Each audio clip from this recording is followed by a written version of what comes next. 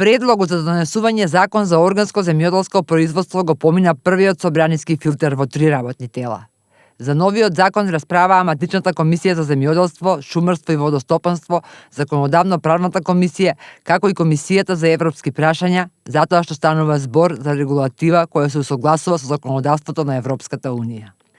Предлагач на законот е владата, а во текстот доставен до собранието се посочува дека имајќи ги предвид целите на политиката на Европската унија во оваа дејност, конкретната регулатива представува основ за одржлив развој на органското производство и неговите позитивни влијанија врз животната средина. Заменик министерот за земјоделство, шумарство и водостопанство Албин Хоџа образложи пред матичното работно тело дека новиот закон треба да обезбеди ефективно функционирање на внатрешниот пазар на органски производи и лојална конкуренција.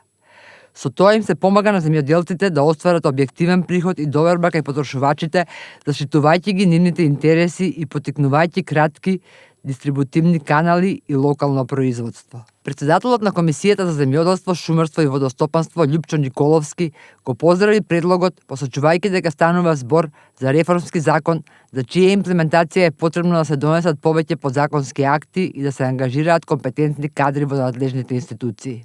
Предлогот на закон за органско земјоделско производство во прво читање и обележан со европско знаменце ќе се најде пред претениците на наредната пленарна седница закажана за 18 овој месец.